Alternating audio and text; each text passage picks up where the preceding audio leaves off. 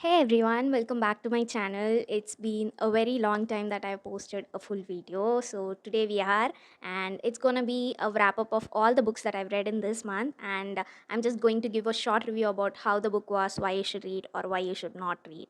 And yeah, let's get started. The first book I read this month is Days at the Morisaki Bookshop, and it's written by Satoshi Akisawa. So this story is plotted in Japan, and it's about a girl who is going through a heartbreak. How she is coming out of it is all the story about. I didn't have any idea how the plot is gonna be. I was thinking of something very fictional or very dramatic one. Books always have something very exceptional that doesn't usually happen in real life, and I was expecting some kind of things like that in that book, but it felt like there was zero exaggeration. It felt so natural in every aspect of the book, and it honestly felt like a warm hug. And also I would suggest this book for newbies because the narration is so simple. It doesn't have anything complicated in it. The plot is very simple, so when you want to read or when you want to get into books, these are the right kind of books to get in. One more thing is that the number of pages, it was around 240 pages. It's a very short read. When I have to explain this particular book, I feel like what should I exactly explain.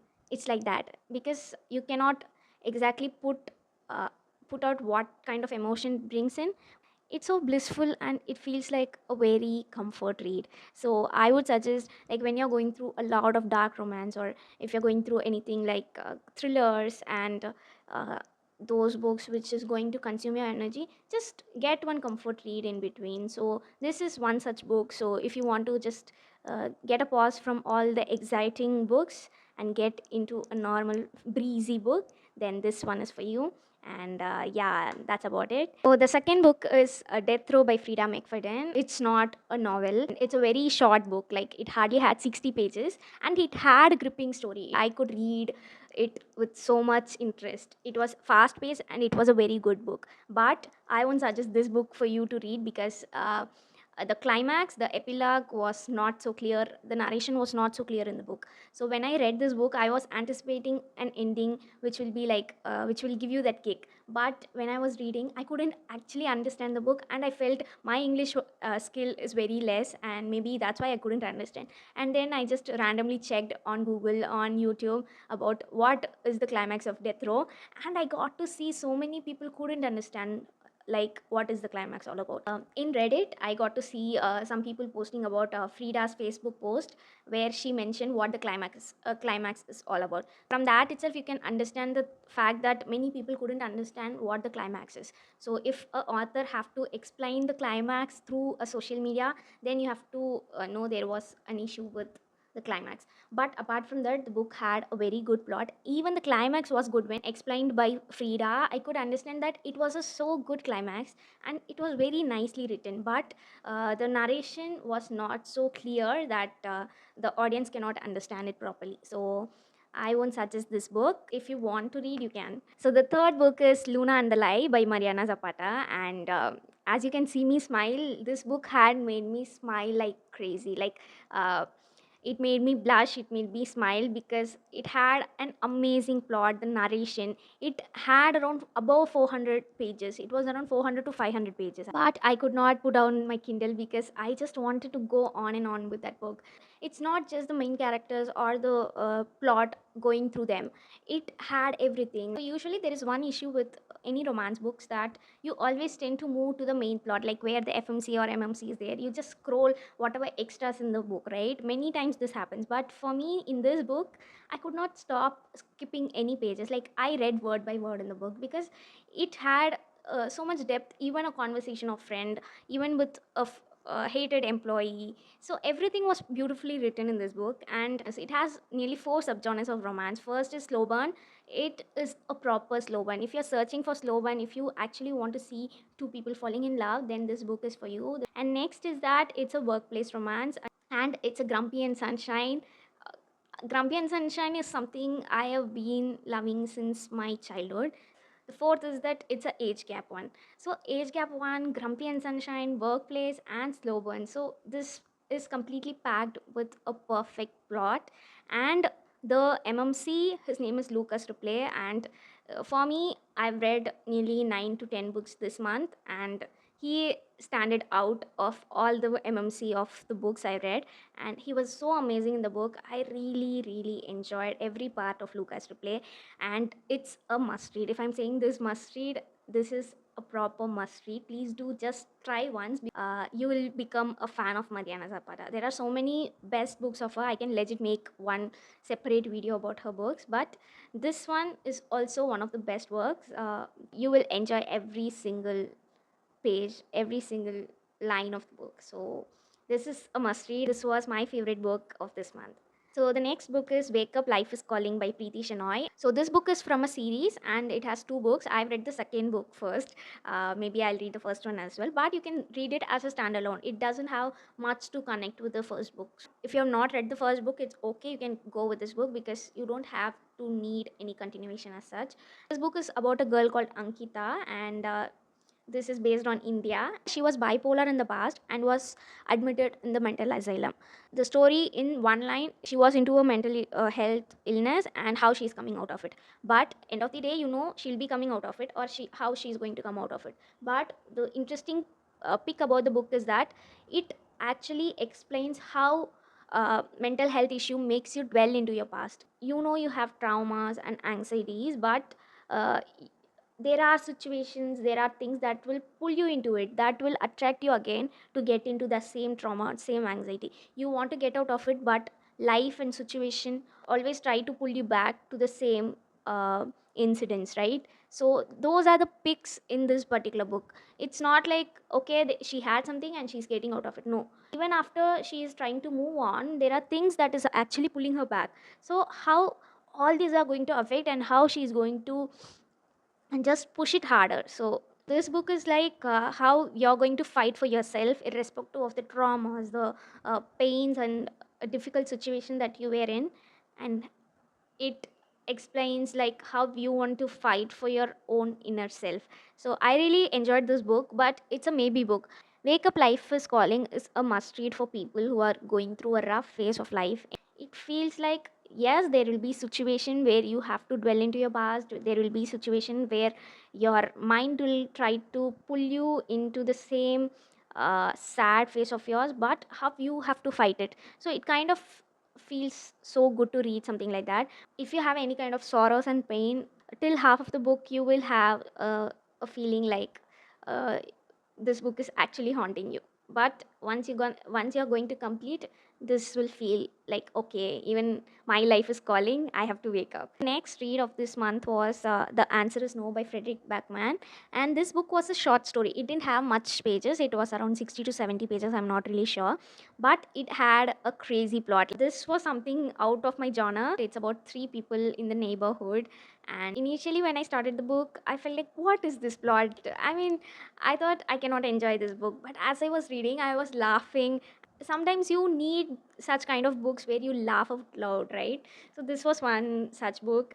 Maybe the book name is The Answer Is No, but for me, this book is a definite S, because though it was a short story, it had a plot which you can enjoy, and I absolutely enjoyed the entire book. So the next book is The Tenant, and it's written by Frida McFadden, and I have posted a long video about how the book was. So if I have to conclude about Tenant was a light thriller.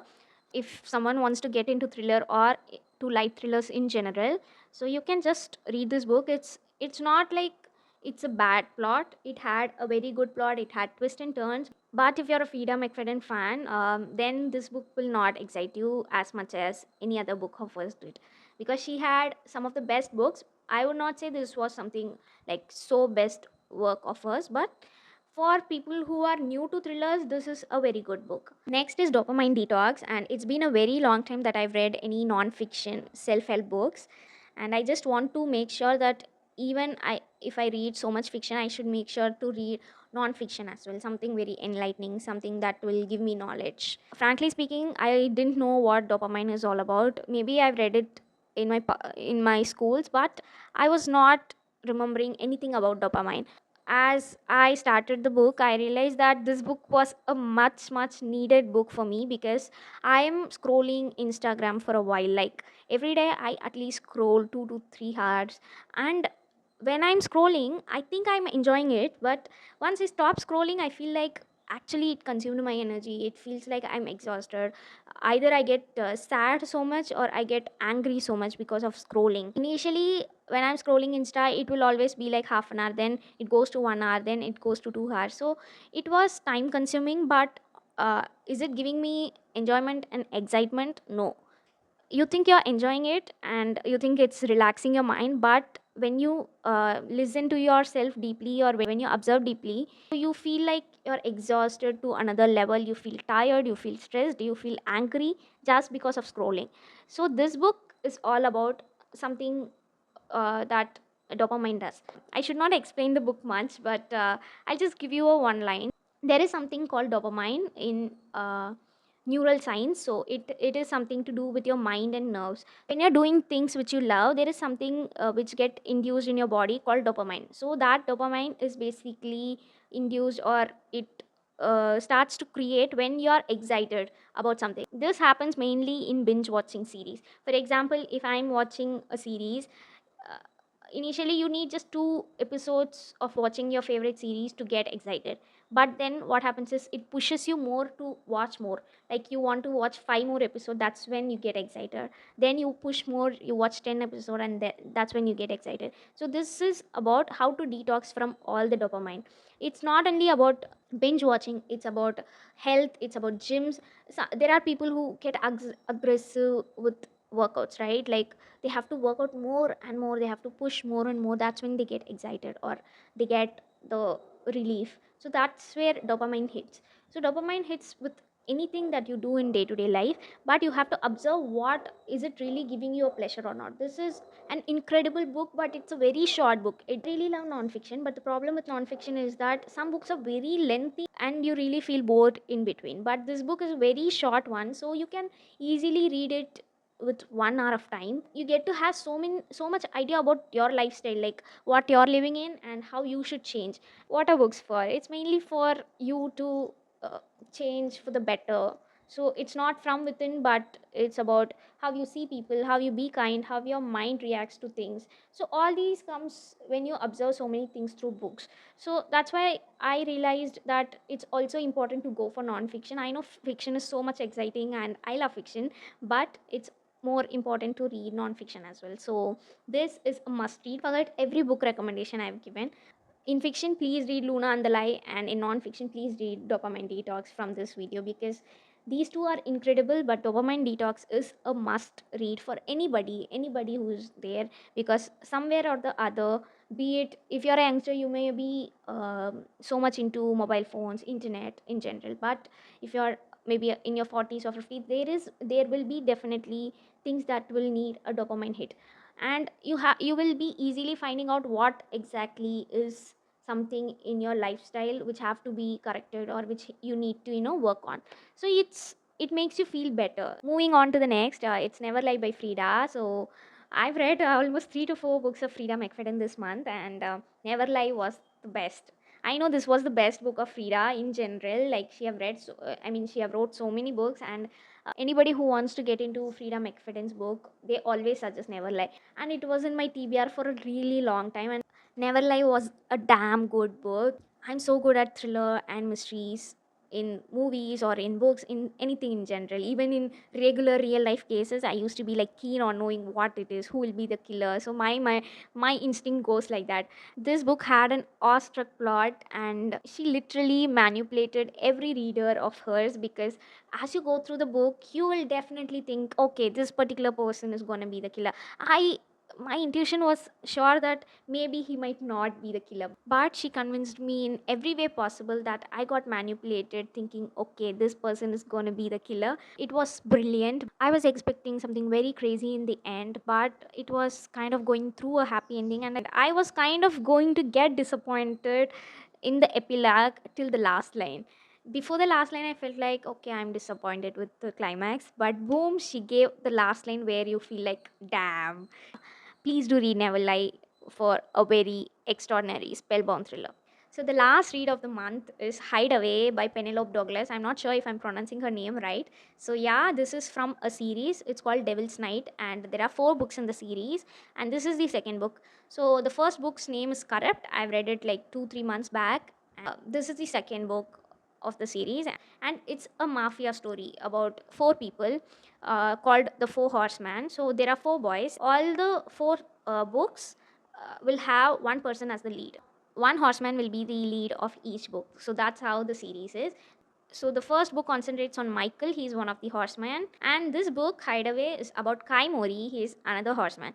I have to explain shortly about Corrupt and then get into Hideaway.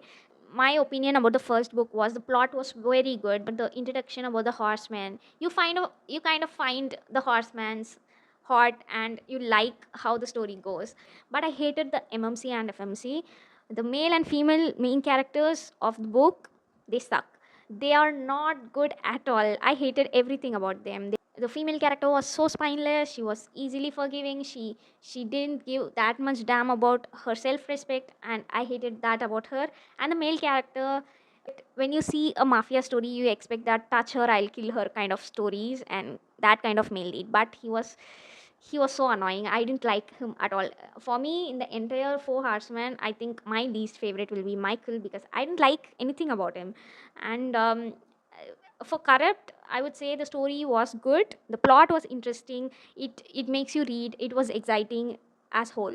Corrupt has Michael as the main lead, but there will be someone who will be given importance as second lead. That is Kai Mori. So usually what happens when you read books, sometimes you hate the main lead and you end up falling for the second lead, right? That's how it happened with me. I was crushing over Kai Mori the entire work till one point. Okay, if you know, you know. If you read this book, you will definitely know what I'm talking about. And after that, the story, I didn't like how the story went.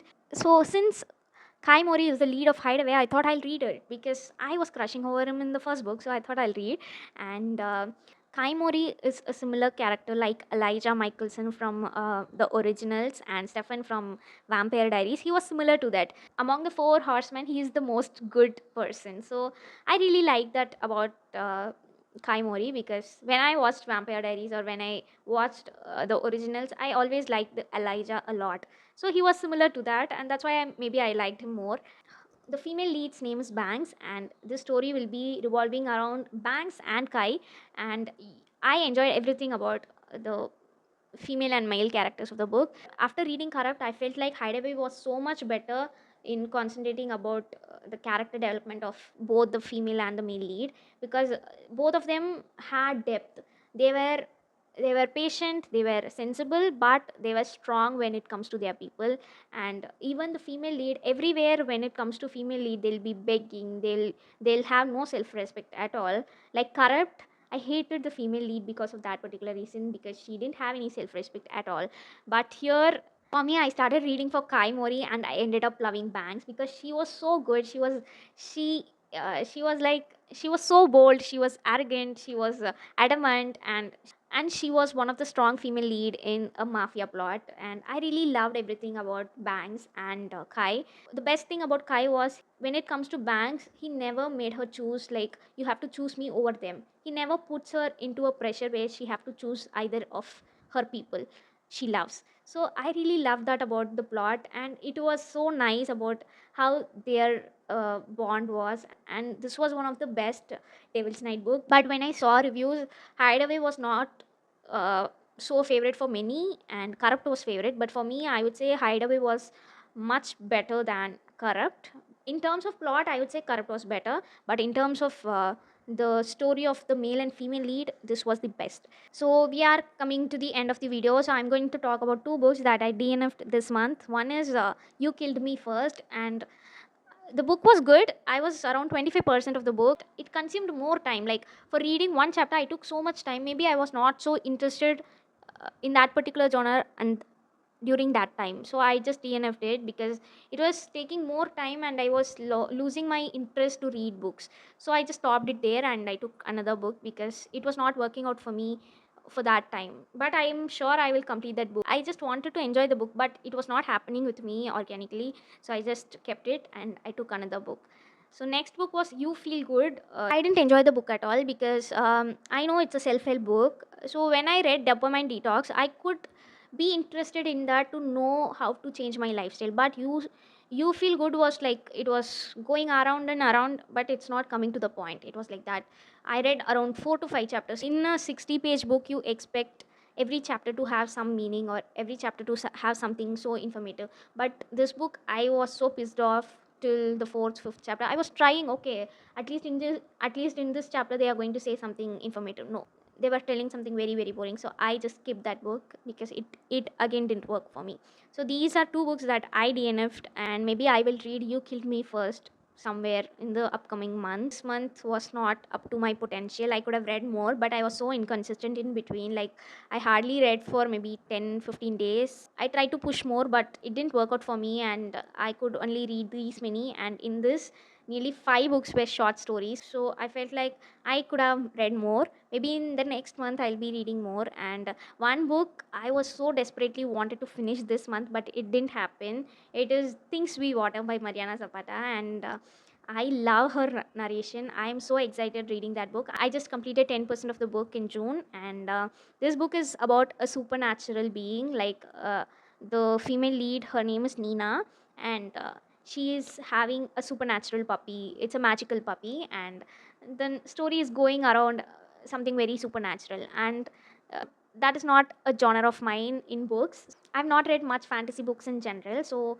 this is something like very new to me, and I'm so excited because I know she will pull it off. I just trust my author, so I'm gonna read this no matter what, how the plot's gonna be. I just want to read because I just love her narrations. And also Kite Runner, though I read it as PDF earlier, but I wanted a physical copy and I got a physical copy last month. So I'm just reading Kite Runner again, and Things We Water. So these are the two books that I'm currently reading, and you can expect a short review about Things We Water soon. This is all that I wanted to share about the books I've read in the month of June, and I'll be happy if you at least took one book because of me, and if you read at least one recommendation of mine. Please do drop it in the comment section which was one of your best read in this month, and see you in another video. Till then, bye bye.